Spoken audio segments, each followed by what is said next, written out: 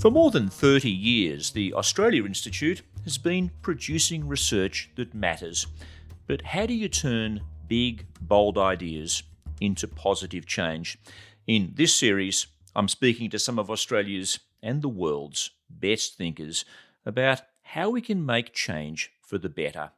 I'm Paul Barclay, and this is What's the Big Idea, brought to you by the Australia Institute. And today, I'm talking with Allan Behm, former Chief of Staff to Climate Change and Energy Minister Greg Combet from 2009 to 2013, and Senior Advisor to Shadow Minister for Foreign Affairs Penny Wong from 2017 to 2019. Allan had a 3-decade-long career in the Australian Public Service. Hello, Allan. Well, good afternoon, Paul. So, Allan, in the post-war period, Australia has put most of its eggs, security-wise, in the US alliance basket, our great and powerful friend. How has the defence and security landscape changed for us now with the election of President Trump? Well, it has both changed and it hasn't changed. The changes that we are all talking about constantly are dramatic. But we've been in a world of change for a very long time, certainly since the end of the Second World War. And the way in which Australia has attempted to deal with this compounding change is, in fact, by not changing much at all. And that's what I meant by saying there's change and there's no change, and it's sort of at the same time. For Australia, we've long, as our mutual friend Allan Gyngell used to put it, suffered this incredible fear of abandonment, which is why in 1942, Curtin jumped ship, effectively, jumped off the British ship, jumped onto the American ship, and we've been sailing on that ever since. But alongside the fear of abandonment, we also have always had this need for a great and powerful friend behind whom we can hide and get on with our lives as though massive global changes don't really matter much because we'll be just caught up with a successful conclusion driven by America. And that, I'm afraid, is still largely the case in the deep underpinnings of Australian foreign and security policy. Just in the last couple of weeks, Paul, I've been talking to a lot of my former colleagues who are just as concerned as we are about where the world finds itself and where Australian policy finds itself. And we've come to a new form of expressing the foundation of Australian security policy. And I'll try it out on you right now. It's not flattering, Paul, and I hope this is not too offensive to our listeners. But what we've come up with is an expression which covers our strategy, which is one of essentially pre-emptive capitulation. Pre-emptive in the sense that we don't have to do anything much before we capitulate. And capitulation is what we do in respect of the interests of the United States. That we identify our interests by the interests of the United States and give in to those as the default position in our diplomatic policy and in our strategic policy. And you hear the current government saying the same things that the Chifley government said in the immediate post-war years. And that, I think, is a very sad thing, but it also helps explain why it is that we are so static in the way in which we deal with this radically changing world. Yes, we may have been static, but the world certainly is not. We have been unwavering in our support to the United States, committing Australian troops to US-led wars even when they were not necessarily in our own self-interest. But at the moment, the US seems to be entering a more isolationist phase under Trump, less interested perhaps in the rest of the world, less interested in shaping and promoting the post-war rules-based order that it was so responsible for after the Second World War. So as the US withdraws perhaps from its global role, I wonder whether there are opportunities that might open up for Australia to assume a different security position, a more assertive, forward-looking security position and international role. Well, I think there are plenty of opportunities. Always with change, opportunity comes along. But just before I get to the opportunities that might be available to Australia, if we have the courage to avail ourselves of them, I'd just like to comment a little bit about how the United States has actually repositioned itself. I don't think that the United States has really become isolationist. I think what it's done is to have recalibrated the way in which it wants to engage with the world. Some of the underpinnings of the Pax Americana that largely defined the creation of the UN Charter in the immediate post-World War II years, I think that they've been chucked out the window. The United States is no longer really interested in the Pax Americana as it might apply to a liberal international rules-based order. What the United States is now interested in is being able to tramp around the world, getting whatever it wants, wherever it wants it, whenever it wants it, but strictly on its own terms. I think that it's not accidental that a president like Trump is suggesting that Canada become the 51st state of the Union. It's not accidental that he thinks that it's a fair deal to go and take over Greenland or maybe Panama. He thinks that it's quite a good idea to walk away from Europe and to send both his Vice President, Vance, and the Defence Secretary, Hegseth, to Europe to read the Riot Act to the Europeans and telling them that if they don't toe the line, they're on their own. I think it's a fairly dramatic change in both temper and character on the part of the United States. And Australia would be deeply foolish if it were not to notice that and to begin recalibrating its own policy in response to what could be a fairly significant trampling of us by the United States. I don't think it's accidental, that the Defence Minister in Washington just a few weeks back, in his first call on the Defence Secretary, told everybody that ANZUS is the cornerstone of our security policy and of our diplomatic policy. And that's a huge statement because it comes back to pre-emptive capitulation, really, that the only thing that we've got to hang on to is the ANZUS Treaty, and yet Trump and his colleagues are saying to the Europeans, NATO doesn't really matter to us. So if NATO doesn't matter, why on earth should ANZUS? And I think for Australia, it's a big wake-up call because we've got to think our way through what it means to be a dependent of the United States as distinct from where we should be by 2025, and that is an effective ally and partner of the United States. And those two positions are radically different. Maybe we'll circle back to that a little bit later and look at whether we can assume American primacy in the East Asian region as we know China becomes more ascendant in that region. But I do want to look at the opportunities for Australia and the perhaps direction that we should go, because you say in your chapter in What's the Big Idea that Australia, we're a G20 nation, but we've long underestimated our agency and our national power. We've retreated, you write, into the sham comfort of being a middle power that punches above its weight. Can you just flesh that out for us? What makes us a more substantial power than some might imagine? Well, those expressions, middle power and punching above our weight, they'd be funny if they weren't so pathetic, actually.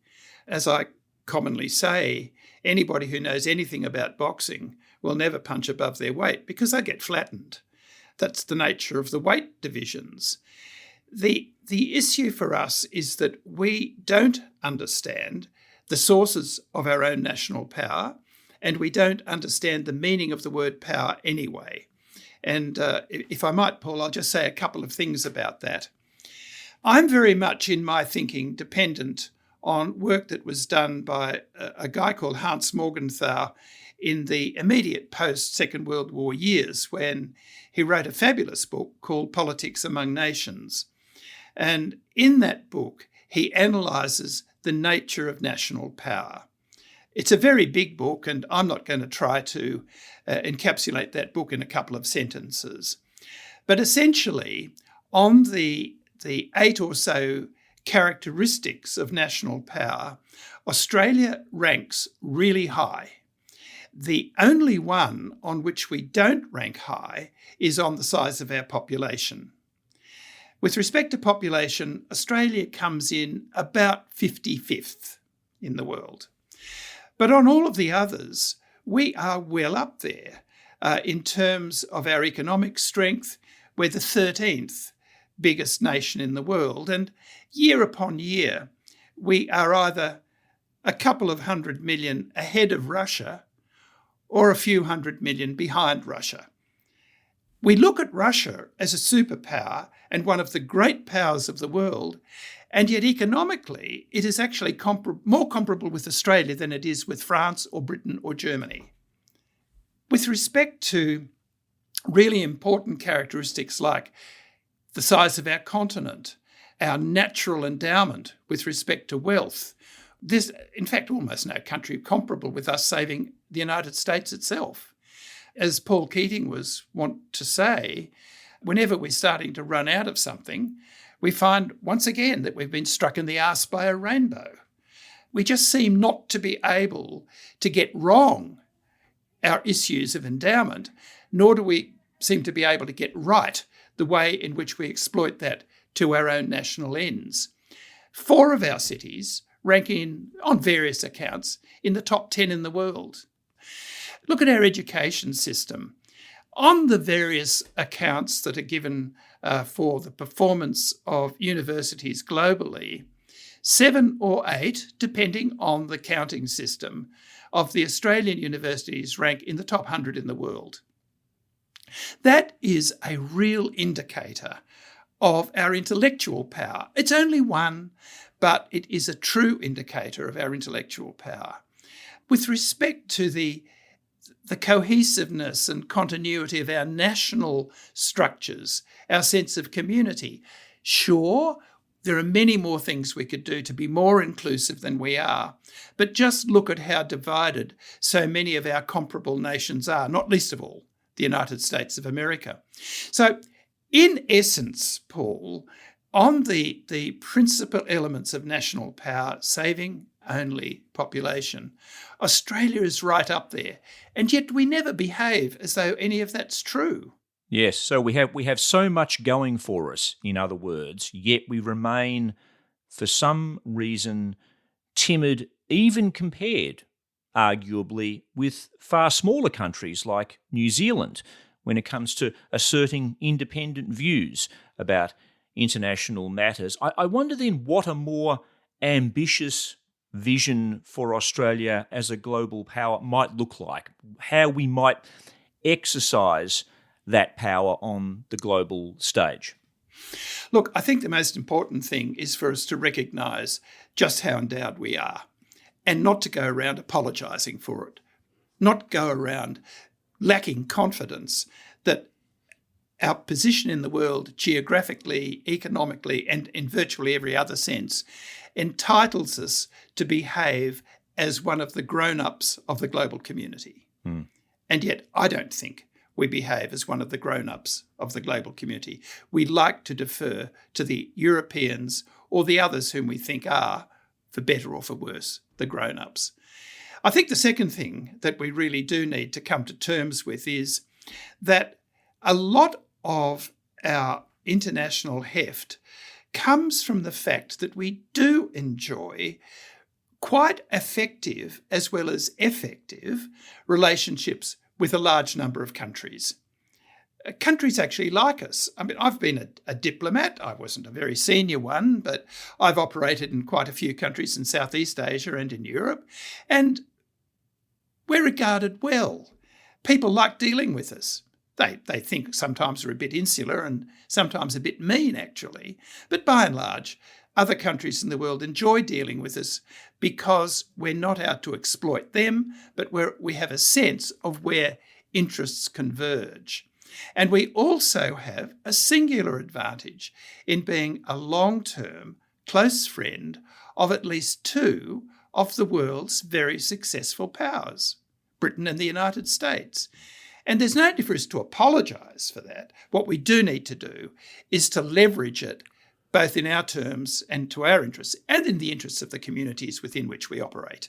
Yes. You also write, though, that in terms of the Asia-Pacific region in which we are based, you believe that at a government-to-government level, at an international level within that region, Australia is widely seen as being a racist country. How does that manifest itself? Are we talking about a form of cultural superiority on our part when we're dealing with some of these larger and indeed smaller Asia-Pacific nations?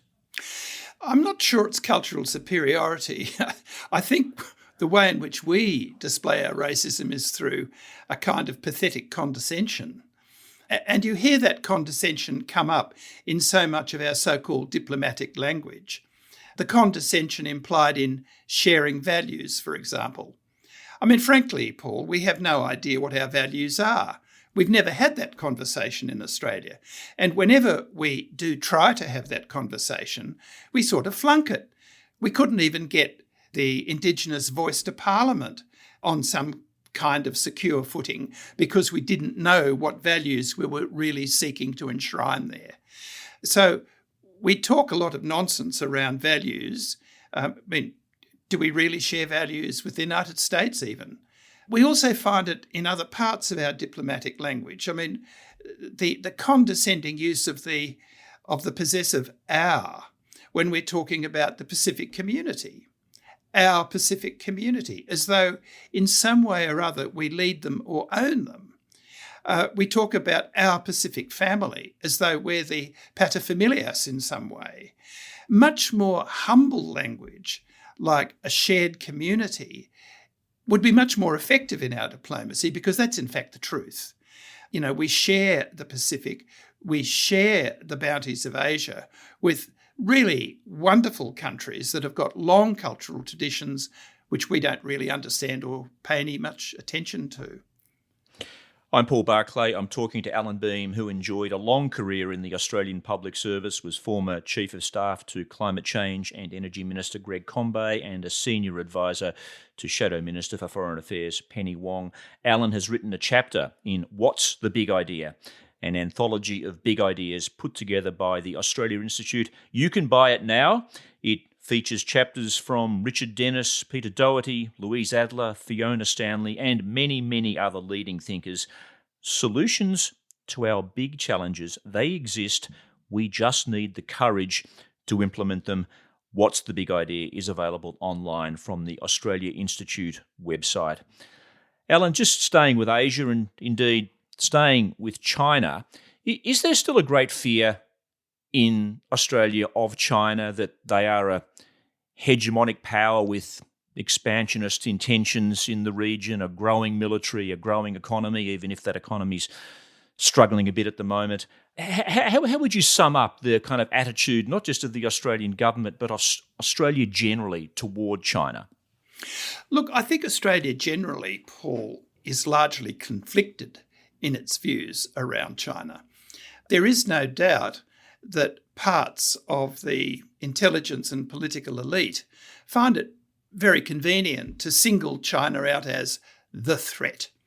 And I really do regret that because having been myself a member of that elite, I know precisely how those judgments are reached. And in this case, the judgment, I think, has been reached through a profound lack of understanding of what kind of strategic entity China truly is, a lack of understanding of its history, of its cultural identity, of its political identity even. We have well-placed media commentators in Australia who just can't bring themselves to refer to the government of China. They instead refer all the time to the Communist Party of China. Now, you might say, well, of course, the government of China is communist. Yeah, it says it is, but it's still the government of China. But what we want to do is to paint it ideologically, and the consequence of that is that we paint ourselves ideologically at the same time, so that we have an ideological approach to looking at the reality of China.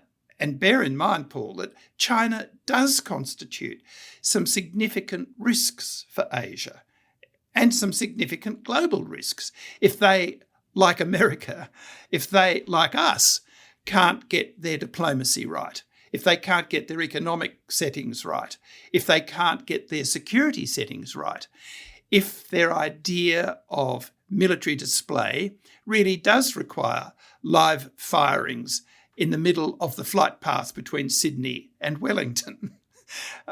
I mean, that is completely unnecessary, and of course it's risky. Is it a threat to Australia? Is it a flotilla off Sydney Heads? Of course it's not. That's all hyperbole. But what it does demonstrate is a very clunky kind of military diplomacy, which one would hope China would be much more grown up than to have to deploy that kind of tactic. So in all of this, I think, what we need to do is to come to terms with the reality of China. China is already probably the biggest economy in the world, not on a per capita basis, but certainly on an absolute basis. And that has consequences for everybody, including the United States. Is it ever going to be anything like the United States in its resilience, its agility, its flexibility? No. Because culturally, that is not how China operates. It's a very static sort of society. That is at once a protector and it's a limitation. We can see in the United States how what is at one sense an advantage has also become a limitation. So these things have always got to be balanced off. And with respect to China, the way in which Australia would be best advised, in my opinion, to deal with the risks of China is by being absolutely frank with China and with our neighbours about how we appreciate those risks. Not to paint China as a threat to us, but to say some of the things that you do are probably not in our interests, and we don't think they're in the interests of our neighbourhood either. And of course, this also relates to our alliance with the United States. China's been growing its presence in East Asia. It's been challenging American primacy in that region. We now have a president of the United States that has a different stance in terms of how it wants to use its global muscle, if you like.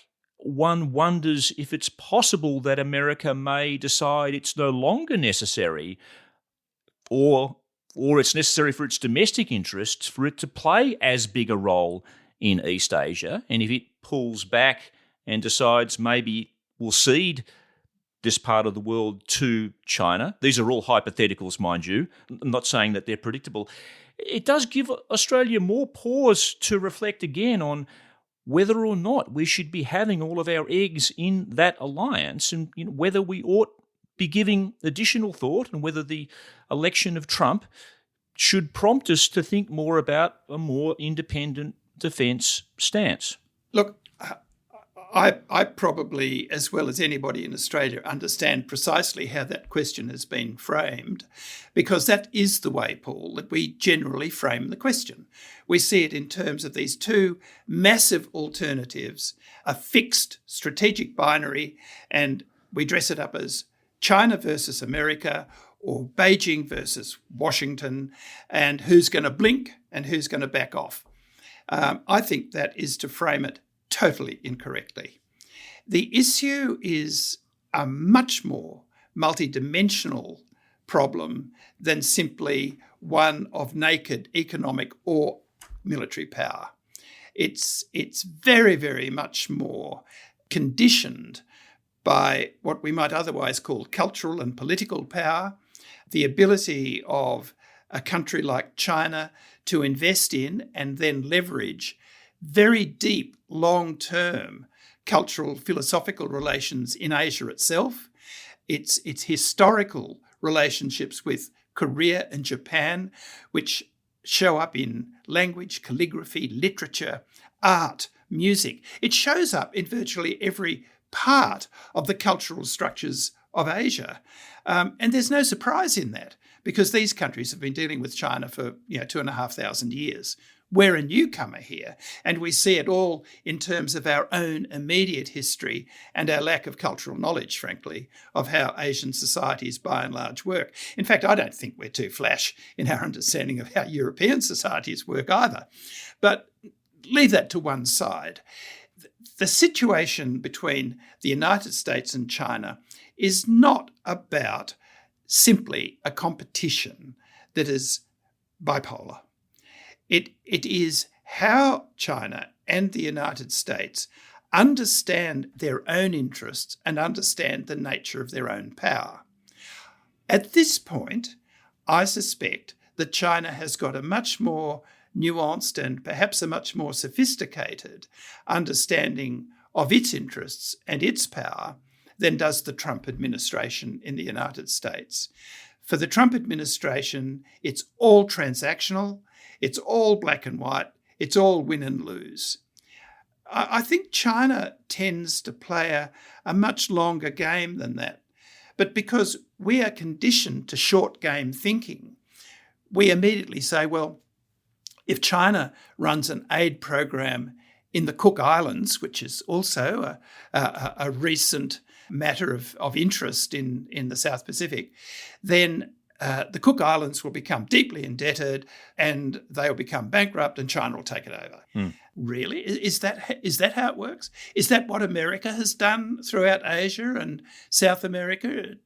It's not, because that's not how the system actually works. It's a very naive economic analysis of something which is much more multiplex than that. So I think where Australia needs to go is moving away from a juvenile concept of power, which defines itself essentially in terms of how many bombs you've got and how many launch vehicles you've got, how many warships and aeroplanes and, for God's sake, nuclear-powered submarines you've got, to thinking about our response in much more the terms of a managed, calibrated diplomacy, which is about the balance between interests, very much a balance in the way in which interests relate to the fundamental values that drive our diplomacy. And here I'm not talking about sentimental things. I'm talking about the values which we normally like to express in terms of the rule of law. That is, that fundamental recognition that crops up in the UN Charter, an artefact of the Pax Americana of 1946-47, that all human beings have value and dignity by virtue of their shared humanity. Now, that's axiomatic, but what's wrong with it? It sounds like a fairly good basis for an international conversation on what values might look like in the exercise of diplomacy. I don't think we should shy away from that. I think we should be proud that the humanist tradition that allowed that expression in the first sentences of the UN Charter is an expression from a tradition that we belong to. And why we don't stand up for that, I really don't understand, because it's so easy to do. But our diplomatic footprint is smaller than it could be, as you point out. We have an annual defence budget of around $60 billion a year, but our DFAT diplomacy budget, our Department of Foreign Affairs diplomacy budget, is worth about $1.8 billion a year. And that's relatively small in terms of the G20. So in order for us to be more diplomatically assertive, we need, do we not, to spend more money in this area? We do. We certainly do need to get back to where we once were. I mean, in relative terms, our diplomatic service, and by the way, the 1.8 million is the cost of running our foreign policy in respect of people and buildings. It does not include our aid program, which we always like to fold in and pump ourselves up. I'm talking about the people who do the work of diplomacy, and we need a lot more of them, and we need to have them much better skilled than they currently are. There should be no Australian diplomat who speaks only English. All of our diplomats must speak, in my opinion, at least one other language, if not a few of them. That's an investment. So that costs money. It flows into our education system. And yet, as I think you've commented yourself, Paul, in some of your previous appearances, we're declining in our studies of Asia, and we are certainly declining in our ability to understand Asia. So you can't have a diplomacy unless you invest not just in your diplomatic service, but invest in the sorts of courses that our universities are offering, and the sorts of ways in which we operate our education system in the secondary and primary schooling levels. So it requires a big national effort to think away from the kinetics of force as defining national power to the ability to use the brain as the driving force of national power. And we're not here talking about 60 billion a year. We're talking perhaps of a doubling of that expenditure to, let's say, in round figures, $4 billion a year. $4 billion a year is nothing for the Australian economy. And just a final one, how do you think Australia is positioned at the moment? Is it progressing in the direction that you'd like to see it progressing in any of those indicators that you've spoken about today, in terms of more independent strategic position, in terms of expanding its diplomatic reach, feeling more confident, more assertive? Are you feeling at all confident that we are moving in the right direction in any of these areas? Well, we certainly haven't got there, Paul. But I am actually becoming increasingly confident. And the reason that I'm becoming confident is that all around Australia at the moment, we're beginning to have the conversation. We can't change policy until we have the conversation that puts in place the building blocks of policy. And it takes quite a long time to do that. Within government, we're not seeing much movement. But out there in the political branches of the political parties, and here I'm not just talking about the two major parties, the Conservatives and the Labor Party, but in the Greens and other parties, people are talking about this. There are any number of community groups that are forming, NGOs that are forming, that are talking around where is it that we should be going. And those voices will inevitably be heard because those people vote. In our many sort of members of the Australian ethnic communities, those communities are thinking all the time about what does the situation in Palestine mean for a country like Australia? What does the long-term security of Israel mean for a country like Australia? How can we get to a resolution of problems in the Middle East that work not only to the advantage of all of the countries who live there, but to us as well as countries that want to support that? That conversation is going on around people's kitchen tables on Sunday evenings.